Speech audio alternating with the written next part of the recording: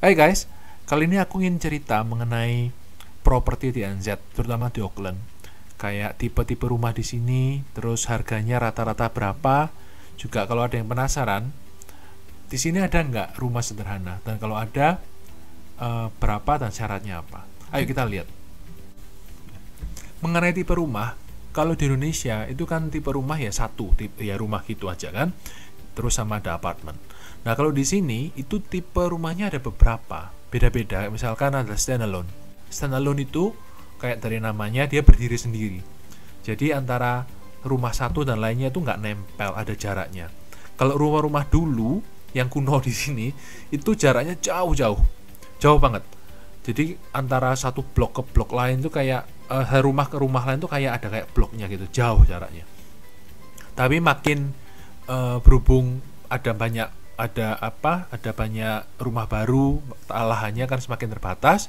Jadi rumah standalone yang sekarang ini lebih jaraknya lebih dempet-dempet tapi tetap berdiri sendiri.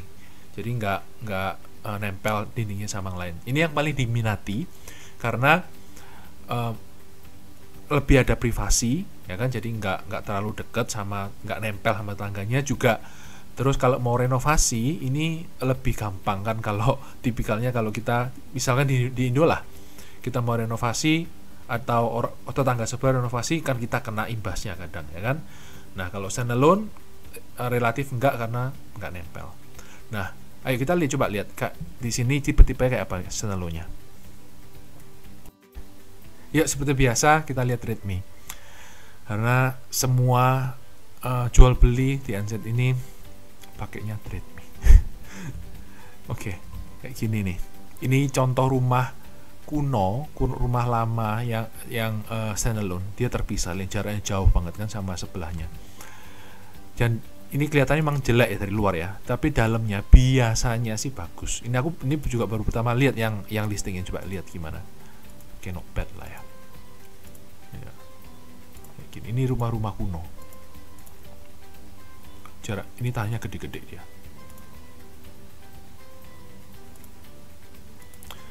Terus kalau yang standalone baru kayak gini. Nah, ini contoh properti baru yang standalone. Dia tetap ada jarak antara rumah ke rumah sebelahnya, tapi sedikit jaraknya. Ini jangan ya tipikal rumah sini itu ya. Dari luar itu basic banget. Entah kenapa nggak tahu. Kalau di Indonesia kan rumah dari luar itu bagus kan, banyak ornamen-ornamennya. Di sini nggak, dari luar straightforward, gampang, simple, nggak banyak macam. Tapi dalamnya biasanya lebih bagus. Nggak bisa, coba kalau lihat ini ya. Oke.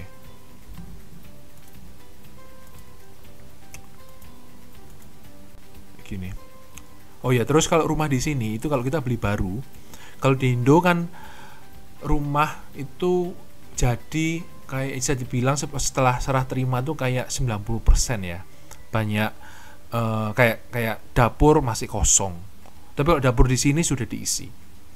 Oven, dishwasher itu sudah, kulkas belum ya. Tapi kalau yang kompor, oven semuanya itu sudah lengkap.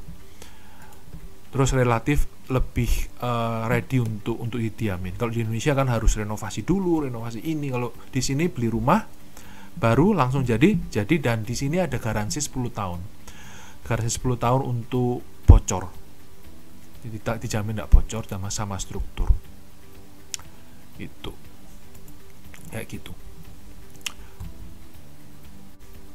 Itu tadi kan yang standalone. Yang duplex gimana? Duplex ini kayak standalone tapi tetangganya satu doang. Jadi nempelnya cuma satu tetangga. Jadi kayak dua rumah dia nempel, terus sebelahnya pisah. Contohnya kayak gini.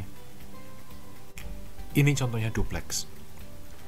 Dia kembar sebelahan, dia nempel tapi sebelahnya kosong. Kayak gitu. Duplex. Ya, di sini mulai banyak pembangunan baru. Jadi kayak urutannya tadi, yang pertama paling diminati jelas standalone, kedua duplex. Kalau standalone relatif lebih mahal, Biasanya orang milih duplex kalau ada, tapi duplex ini nggak banyak adanya, jadi lebih agak jarang. Kalau terraced house atau townhouse gimana? Ini yang mirip kayak Indonesia. Jadi dia nempel banyak, tapi bedanya kalau di Indonesia kan kalau nempel tuh nempel semua, satu gang nempel semua. Kalau di sini terrace tuh biasanya sekitar antara 4 atau 8 atau 10 rumah nempel. Setelah itu pisah terus nempel lagi gitu. Terus di sini kan rumah itu rata-rata pakai kayu ya, pakai kayu sama ada kombinasi bata. Batanya biasanya cuma sedikit tapi rata-rata kayu. Karena kan untuk lebih hangat terus sama lebih tahan gempa. Mungkin juga karena itu terrace-nya biasanya dia nggak terlalu panjang kayak di Indo kan pakai beton atau pakai pakai konkrit yang bisa dipanjangin sampai 1 gang gitu kan. Kalau di sini enggak. Biasanya segitu, antara 4 rumah atau 8 rumah. Contohnya gini. Ini contohnya terrace. Dia nempel, rumahnya bentuknya kurang lebih mirip mirip kayak Indo ya kan. Ini contohnya.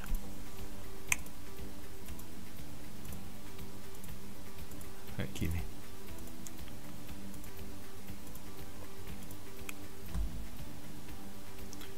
Sekarang untuk pembangunan yang akhir-akhir ini lebih banyak yang terrace karena kan ini lebih hemat tanah. Jadi ya otomatis developer milihnya ini karena juga lebih murah relatif.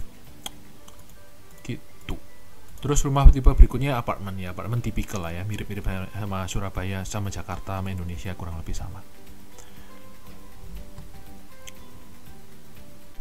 Next question, harga rata-rata berapa?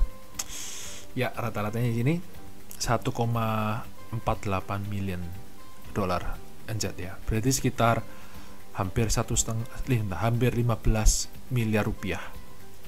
Memang dalam 1-2 tahun ini sejak COVID itu harga rumah di sini malah melonjak. Kayak tahun kemarin itu naik 20% atau sekian. Memang lagi disorot habis-habisan karena pemerintah nyoba untuk mau cooling down biar nggak naik banyak. Malah makin banyak karena banyak faktor sih.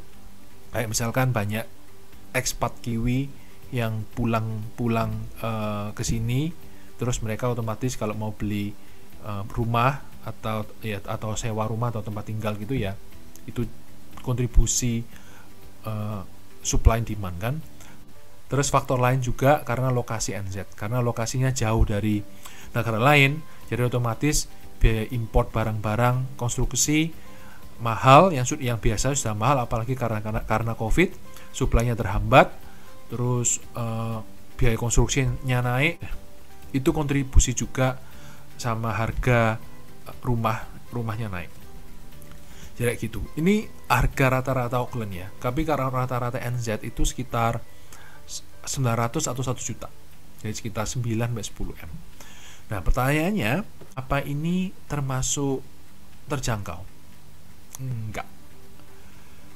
Banyak orang nggak bisa beli rumah karena terutama yang fresh home buyer ya. Mereka untuk ngumpulin DP-nya aja sendiri, kalau di sini kan DP-nya 10%. 10% sendiri kalau 1,4 ini 140.000. Itu nggak banyak orang yang bisa terjangkau. Nah, akhirnya pemerintah punya program namanya Kiwi Build. Kiwi Build ini itu kayak rumah sederhananya sini. Tapi beda ya. Coba kita lihat kayak apa. Ini website Kiwi Build.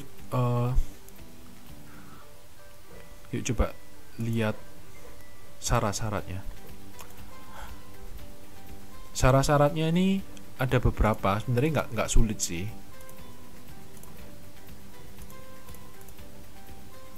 Kayak ini umur, oke, 18 tahun ke atas. Ini harus resident atau PR atau citizen di sini. Terus pertanyaan berikutnya, punya rumah di NZ atau di tempat lain nggak? Kalau kita punya rumah di Indo, kita nggak bisa. Tapi Sebenarnya kalau ada orang mau curang pun ngaku nggak punya, itu mereka nggak akan ngecek oke kamu dari negara mana, dicek di negaramu kamu punya rumah atau enggak, mereka nggak ngecek, cuman deklarasi aja gitu. Kalau do you currently own a home? No, kan? Terus will you buying a home as individual or as two or as two? Oke. Kalau individual ini ada maximum income-nya sebelum tax itu 120.000 per tahun. Kalau 2 orang atau lebih, ini combine income-nya itu nggak boleh lebih dari 180.000, baru boleh beli rumah KiwiBuild. Andai kata oke, ya kan, combine less than that, see if I'm eligible, yes. Nah, rumah-rumahnya di sini KiwiBuild ini dibatasin kalau di Auckland tergantung wilayahnya. Di Auckland tuh 650.000, jauh lebih murah dari harga average-nya kan, 165.000. Kalau di tempat lain kayak di misalnya Rotorua ada capnya kalau nggak salah ini 500.000 atau pokoknya lebih murah. Yang paling mahal Auckland sama Queenstown sama Wellington, itu yang paling mahal. Ini rumahnya Kak. Ini contohnya Kak, KiwiBuild yang sudah yang ada. Not bad, sebenarnya bagus juga. Dan ini cuman boleh untuk first home buyer kayak tadi yang kita lihat ya. Not bad, ya kan? Jadi kalau punya kerjaan yang oke lah, yang cukup, ya apalagi kalau kalian 2 orang kerja, ini untuk beli rumah ini sangat terjangkau.